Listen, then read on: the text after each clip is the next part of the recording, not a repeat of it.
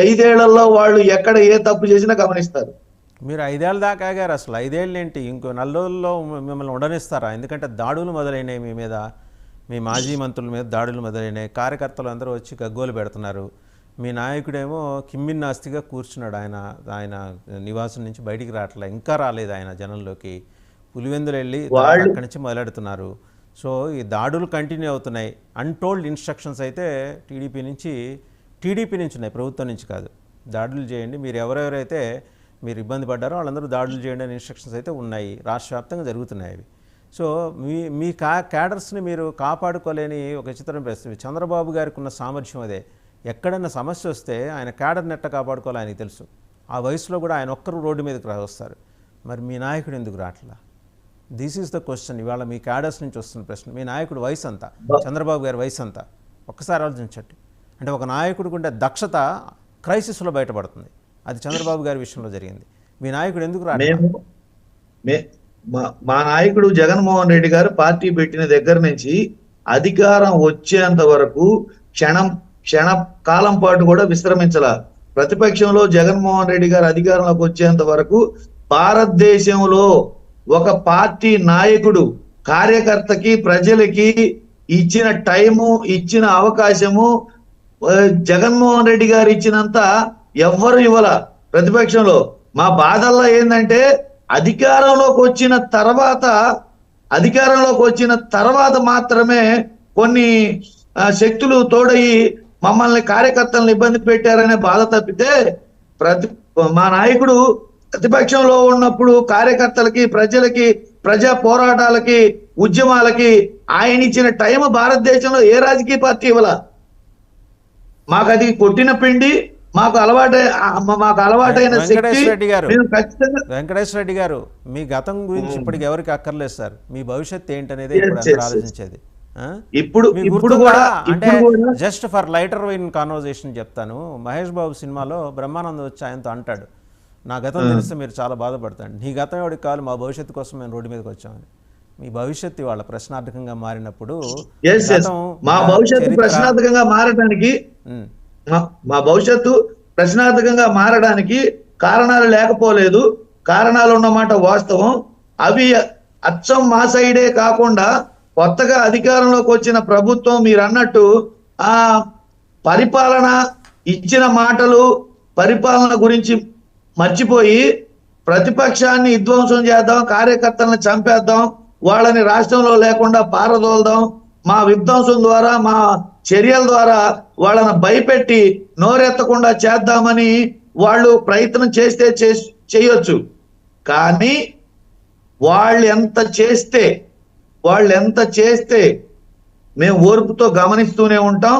అవసరమైతే ప్రాణాలు కాపాడుకోవటానికి మేము మా జాగ్రత్తలు మేము తీసుకోవచ్చు.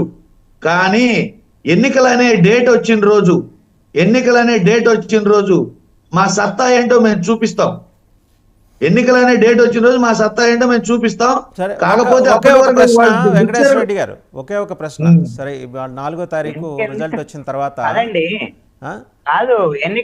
వాసుదేవన్ గారు ఒక్క మాట, ఎన్నికలు రావాలంటే 5 ఏళ్లు ఉన్నాయండి. మీ నాయకుడు చెప్పినట్టుగా కళ్ళు మూసుకుంటే 5 ఏళ్లు గడిచిపోవుగా. మీరు కార్యకర్తలు మేము అన్ని ఊడ్చుకుంటాం వ్యవహారం ఏంటంటే, ఇక్కడ ప్రశ్న ఏంటి అంటే మీ నాయకుడు ఎందుకు బయటికి రావట్లేదు? ఇంతకుముందు చంద్రబాబు నాయుడు వాళ్ళ కార్యకర్తలు కాబోతున్నాయి. 74 ఏళ్ళ వయసులో వచ్చాడు మీ నాయకుడు. మొన్న చెప్తున్నాడు కదా, నాకు ఇంకా పాదయాత్ర చేసే వయసు ఉంది, నాకేమి శక్తి ఉంది అని చెప్తున్నాడు కదా. బయటకు వచ్చే దాని విషయం గురించి మాట్లాడండి. దానికి చెప్తున్నాను. గత చంద్రబాబు నాయుడు గారు 2 సంవత్సరాల పాటు కరోనా కంప్లీట్ అయ్యేంత వరకు ఇంట్లోంచి అడుగు బయట పెట్టలా. హలో చెప్పండి, వినపడుతుందండి? వినిపిస్తుంది, చెప్పండి. కాదు, గతంలో చంద్రబాబు నాయుడు గారు ఓడిపోయిన తర్వాత పవన్ కళ్యాణ్ గారు కానీ, చంద్రబాబు నాయుడు గారు కానీ, బీజేపీ నాయకత్వం కానీ కరోనా అయిపోయేంత వరకు 2 సంవత్సరాల వరకు అడుగు బయట పెట్టలా. మాకు అంతా అయింది ఎంత 10 రోజులు 15 రోజులు కాల. మేము ప్రణాళికలు రచించుకుంటున్నాం. ప్రతి సమస్య మీద పోరాటం చేయడానికి, ప్రతి అంశం మీద మేము చర్చించడానికి, మాట్లాడటానికి, ప్రజల దగ్గరికి జగన్మోహన్ రెడ్డి గారు కార్యకర్తల దగ్గరికి, ముఖ్యంగా ఈ దెబ్బతిన్న కార్యకర్తలు, హత్య గావించబడిన కార్యకర్తలు, అట్లనే హత్యాయత్నం చేసిన, దాడులు చేసిన ఇళ్ల దగ్గరికి, సరే వెంకటేశ్వర రెడ్డి గారు, అవన్నీ ఎలాగో మీ కార్యాచరణలో ఉంటాయి. కానీ మీ మాజీ ఎంతమంది అండి? మీకు 54 మంది సలహాదారులా మీరు నియమించుకుంది? Krishnanjaneyulu garu, if I'm wrong please correct me. 54ఏనా వీళ్ళకి అడ్వైజర్స్? కృష్ణాంజనేయులు గారు చివరికి 57కు చేరిందండి. 57 మందిలో 40 మంది దే వెంట్ మిస్సింగ్. ఎక్కడికి వెళ్ళిపోయారో అర్థం కావట్లేదు. గూగుల్లో కూడా ఎత్తుకుతున్నారు వాళ్ళ గురించి. గతంలో జరిగిన మిస్టేక్స్ అన్ని, పొరపాట్లన్నిటినీ మేము సరి చేసుకుంటాం. క్లియర్ గా పొరపాట్లు అసలు జరక్క మేము ఓడిపోయామని మేము అనట్లేదు.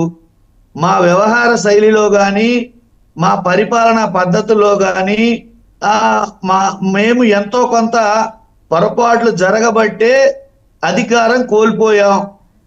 ఎవరు ఏ పార్టీ అధికారం కోల్పోయినా మా ప్రజలు ఇది చేశారు, ఓటర్స్ తప్పు చేశారు, ప్రజలు తప్పు చేశారు అని చంద్రబాబు నాయుడు గారు అన్నట్టు మేమైతే అనం. ప్రజలు విఘ్నులు, వాళ్ళ నిర్ణయం వాళ్ళు తీసుకున్నారు. మేము మా పొరపాట్ల వల్ల, మా గ్రహపాట్ల వల్ల మేము ఓడిపోతే వాటన్నిటిని సరి చేసుకుంటాం, ఖచ్చితంగా ఉవ్వెత్తున లేస్తాం.